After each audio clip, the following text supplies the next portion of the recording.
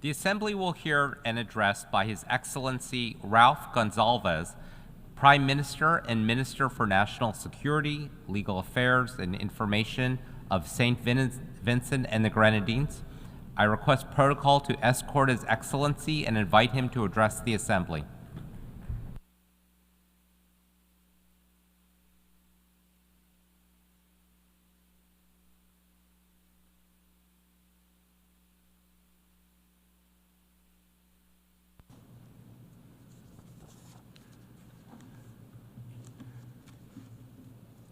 Mr. President, Your Excellencies, St. Vincent and the Grenadines is a magnificent exemplar of our Caribbean civilization. Despite a quarter century of analysis, advocacy, and prescriptions set forth by leaders of small island developing states and international institutions charged with advancing the interests of SIDS, our travails are enduring in a global community largely disinterested in our well-being and that of small states generally. We in SIDS remain unequally yoked in a global community motivated by the baser instincts of the untrammeled power of money, ideology, guns, lethal weapons, territorial and global dominance. To be sure, the SIDS have made incremental advances in the global community and in the architecture of international relations. Nevertheless, for us in SIDS, it has been a situation akin to going up a dung escalator, in which the dung escalator is moving at a faster pace than the upward baby steps. Frequently, it appears as though much of the powerful would wish the SIDS not to exist. But here we are, stubborn as the heavens. We are not going anywhere despite our massive vulnerabilities. Our people have a permanence in this world. Even if some of our lands wash away, we have a voice and we will continue to use it. We demand, as of right, a special support from the international community to address efficaciously the unique social, economic, and environmental vulnerabilities of SIDS in the interests of the nearly 70 million people who permanently occupy the seascape and landscape of the SIDS, and in the interest, too, of all the other 8 billion or so persons who inhabit Mother Earth. Small island exceptionalism ought to be a category embedded formally in international law and accorded most favorable treatment.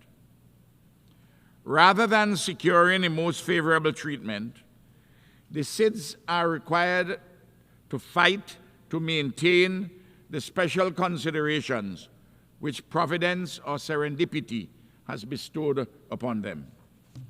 A case in point is the attempt currently by the International Development Association, IDA, to pit the most vulnerable, the SIDS, against the poorest countries in its quest to tighten the terms under which qualifying SIDS of a particular income level, such as St. Vincent and the Grenadines, obtain soft loans through the World Bank IDA nexus.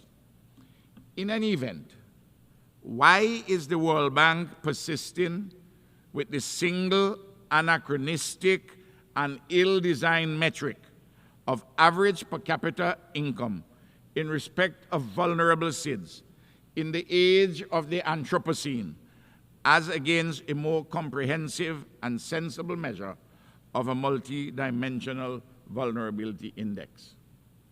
Your Excellencies, the unvarnished truth is that the developed countries have not kept their promises to the SIDS, except the most marginal ones. Importantly, The countries of the developed world, the major historic and contemporary emitters of greenhouse gases, have failed and or refused to keep their solemn commitments of restricting the global temperature at below 1.5 degrees Celsius above pre-industrial levels. Unless there are drastic alterations in the patterns of consumption, production, life, and living in developed and large emerging economies, our planet is inexorably on a path to a proverbial hell in a handbasket. In the process, countries of an island or seaboard civilization are likely to be inundated by raging seas and enveloped in searing heat. On the matter of the financing of climate change, the developed countries which have the means and the major historic responsibility to contain this existential threat have been parsimonious and less than responsible in practice. Even today, the cynicism and doublespeak of several major developed countries is breathtaking in response to the quest of most of the global community to transform the international financial institutions as fit for purpose in today's world, and for responsible, reasonable alterations in the actual modalities of climate financing. High representatives of most of these developed countries pay lip service in general to the innovative proposals, the Bridgetown 3 proposals endorsed by the Caribbean community, only to nitpick and delay in the particular on the progressive essentials. Brazenly, when these developed countries make a marginal concession, they trumpet it as a major advance so as to send the proverbial fool a little further. The Antigua and Barbuda Agenda for SIDS, adopted earlier this year, encompass an action-oriented framework for the way forward. The recently adopted Pact for the Future by the United Nations General Assembly provides a wider and promising buttress. In our advocacy for the 39 SIDS, we embrace too the cause of the least developed countries and the landlocked developing countries, all 92 vulnerable countries in the United Nations system. Your Excellencies, growing material dissatisfaction grips increasingly large numbers of people in both the metropoles and the hinterlands in this highly interconnected world. Noticeably, the ceremony of innocence is drowned. Things are falling apart. The centers cannot hold, and the cascading effects are ripping the world asunder. The best of all lack conviction, and the worst are full of passionate intensity. Creative resistance and reconstruction are the banners under which ordinary men and women across the globe are draping themselves. Sadly, in the North Atlantic countries, there is a growing and dangerous constituency for an illiberal, even a neo-fascist option of looking forward to an illusory past in search of making again their countries unalloyed, mythical paradises of unrivaled dominance. They are looking forward to a past that never was. At the same time, even a modest middling social democracy is on the retreat because this old political shell of the post-1945 global order can barely contain the erupting contradictions within and outside it. A search for new modalities is emerging, but not yet fully formed, in part because the old order is unprepared to relinquish, cede, or share power, even as it realizes that it cannot continue to rule in the old way, but the new is yet to be born, and the forces of change lack a sufficiency of strength to deliver satisfactory alterations. Your Excellencies, The war in Ukraine, the genocide in Gaza, the conflicts in the Yemen, Sudan, and the Democratic Republic of the Congo, the threats across the Taiwan Strait, and empire's designs on revolutionary Cuba and Venezuela, the violence and more in Haiti, and such like disruptions of the peace globally, all have specific origins and contexts.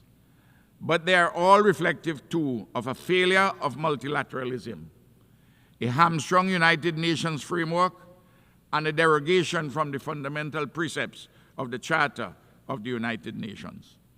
Large, powerful nations, singly or in allied combinations, have a propensity to seek dominance. In this milieu, opportunistic or servile alliances emerge or persist as the particular circumstances admit. It all degenerates into a Manichean politics of the madhouse. Hypocrisy, disinformation, and folly reign supreme. Your Excellencies, in this context arises the trope of the neoliberal global order that the principal contradiction in today's global political economy is between democracy and autocracy. Still, all the self-serving shibboleths and gloss of this fictional construct will not wash away the unrepentant sins of the past or the cruel impositions of the present. The blinding truth is that the central contradiction in today's political economy is not between democracy and autocracy. The main contradiction has been, and still is today, that which revolves around the fundamental material questions of who gets what, when, where, and how. It is centrally about the struggle or competition for ownership, control, and distribution of material resources, which constitute the basis for regional or global hegemony. Everywhere, more and more, the poor, the hungry, the marginalized, the disadvantaged are clamoring and organizing for a different and better future. Not an unacceptable past, not a present without possibilities of upliftment, but for a future beyond unbounded elements. Your Excellencies, sadly, in our region, we have been experiencing the lived reality that the imperial ghost of Monroe still stalks the marbled halls of the citadels of a neighboring great country of extraordinary possibilities to the detriment of countries in Latin America and the Caribbean. No country in our hemisphere can reasonably be considered a security or other threat to this great nation. Yet St. Vincent and the Grenadines and other Caribbean countries have been damaged collaterally and directly in significant material ways by the weaponizing of the financial system and the unjust unilateral coercive sanctions against Venezuela and Cuba, which are in breach of international law. I am pleading with our friends for an amicable reset of these troubled relations in the interest of peace, mutual respect, justice, and prosperity. The international community continues overwhelmingly and rightly to demand the end of the unilateral sanctions, the embargoes, and unfair declarations about state sponsorship of terrorism and more made against Cuba. Your Excellencies, on July the 1st, 2024, the Category 4 Hurricane Beryl battered St. Vincent and the Grenadines, Grenada, and Jamaica. Since the dawn of the 21st century, this is the 12th significant natural disaster to have struck my country. Hurricane Beryl has adversely affected 1/5 of our population and has caused economic damage amounting to 1/3 of our country's gross domestic product. The relief, recovery, and reconstruction processes are underway. On behalf of the government and people of St. Vincent and the Grenadines, I thank all countries and organizations, including the United Nations, that have come to our aid in the aftermath of the hurricane. Unfortunately, for the recovery and rebuilding processes, we are essentially on our own. We have had to seek significant loans to rebuild our physical infrastructure and 5,000 houses, to provide income support for affected persons, and to mobilize production support for the agricultural, fishing, and tourism industries. I'm appealing to the international community, our dear friends, to assist us, not with further burdensome loans, but with requisite grants. The recovery and reconstruction after every natural disaster increased sharply our debt burden. Countries like ours have contributed little or nothing to global warming and man-made climate change, yet we suffer largely alone on the front lines. This cannot be fair. It cannot be just. Do we have to choose death or debt? D-E-A-T-H or D-E-B-T? Which one we have to choose? Your Excellencies, the Caribbean community, the African Union, the Community of States of Latin America and the Caribbean, their diasporas, and all fair-minded persons globally have been insisting that the European nations responsible for native genocide and the enslavement of African bodies pay reparations for the consequential legacy of underdevelopment. This issue of transformative reparative justice will not go away until it is appropriately addressed. Your Excellencies, the suffering and pain of the Haitian people continue to weigh heavily on the consciences of our Caribbean. Through the efforts of the Haitian people, in tandem with the regional and international communities, especially CARICOM, the USA, Canada, and Kenya, a measure of progress has been made on some fronts, but immense challenges remain in the humanitarian, security, political, and economic spheres. The building of a free, democratic, peaceful, and prosperous Haiti demands commitment and concerted action from all the relevant stakeholders in pursuance of solutions devised by Haitians and led by Haitians. Haiti fatigue is not an option for the international community. Your Excellencies, in our Caribbean, there is a growing challenge of violent crime involving the combustible mix of imported guns and bullets, illegally exported marijuana, and the trafficking of cocaine from South America.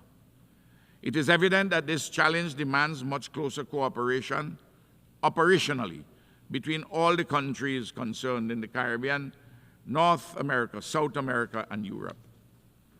In the Middle East, the collective punishment meted against the Palestinians in Gaza and the continued illegal occupation of Palestinian lands, including in the West Bank, amidst accompanying state terror by an Israeli regime in total defiance of international law, is utterly unacceptable. Surely, despite the complexities of the problems at hand, this United Nations, especially the Security Council, ought to summon the courage and will to stop the carnage and facilitate a lasting peace and security. Your Excellencies, in the Far East, the prospect of a disruption of the tenuous peace across the Taiwan Strait is alarming. The quest for hegemony and the denial of a people's inalienable right to self-determination are wrong in the East as it is in the West. Bullying is objectionable in the West as it is in the East. Unilateral coercive action by a big power in the East is contrary to international law as it is surely in the West. St. Vincent and the Grenadines continues to urge that Taiwan be allowed to participate fully in the specialized agencies of the United Nations, including those pertaining to health, air and sea transport, climate change, disaster preparedness, and global policy. Your Excellencies, it appears that there have been recently some positive movements in the long quest to effect a judicious and just reform of the United Nations Security Council. It is evident to all reasonable persons that reform of this body is long overdue. As the chair of the L69 group, St. Vincent and the Grenadines will continue its advocacy for an inclusive, more accountable, effective, representative, and relevant Security Council. Excellencies, we know that a better world is possible. On the United Nations rests our hopes for a better world for peace, justice, security, and prosperity. Let us also act in accord with our responsibilities, obligations, and means. Please, let us not desecrate our future. Thank you.